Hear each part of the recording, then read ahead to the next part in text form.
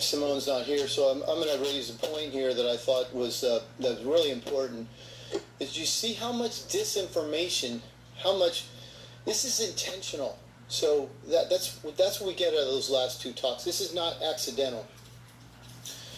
And I've got one little, they're starting to go back now, and because I showed you some studies where they really showed some of the foundational work that was done on hydroxychloroquine, they're going back trying to now basically retort the evidence. So the studies I showed that were so eloquently done in March, actually they came out with a study, and this is almost laughable. It says here, malaria drug chloroquine does not inhibit SARS-CoV-2. So this study came out this week, and this is in tissue culture. So I looked at the study, and I thought, that's interesting. I don't know what happened there, but let me look at it. So then I saw KLU3 lung cells. So they said, hey, it may work in kidney cells, but it doesn't work in lung cells. So in our evidence, yeah, it can work in vitro in kidney cells, but not in lung cells, right? So I thought, well, that's interesting.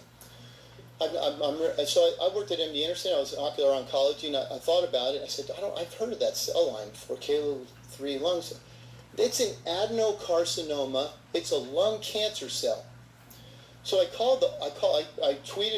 corresponded with the author, and I said, I am so happy for your study.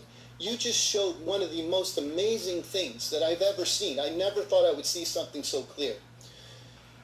You just proved that when virus is around and chloroquine is around, chloroquine will let the virus attack a cancer cell.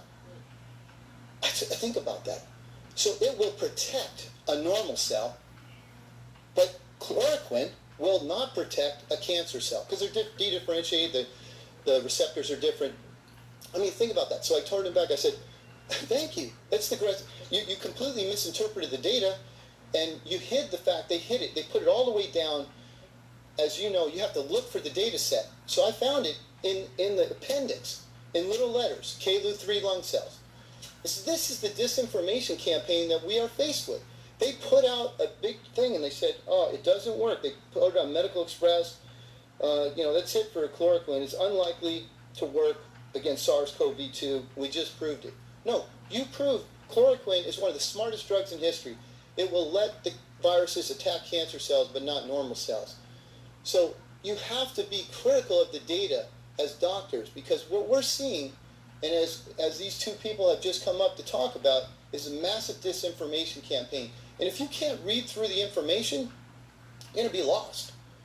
But I think we go back again to the same thing we talked about earlier. Not only does hydroxychloroquine work in vitro, not only does it work in patients, and not only does it work in areas where it's endemically found in high usages, okay, we saw that, and it works prophylactically. So we have studies done from Nigeria, India, Portugal, Italy, where it's been used prophylactically.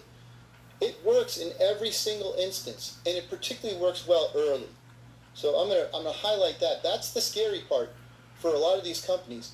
It's so effective, it'll work against the flu virus. It's very good against any airborne RNA virus, and that's the scary part, and that's the tie-up for all this. It's a lot of money lost. Thank you.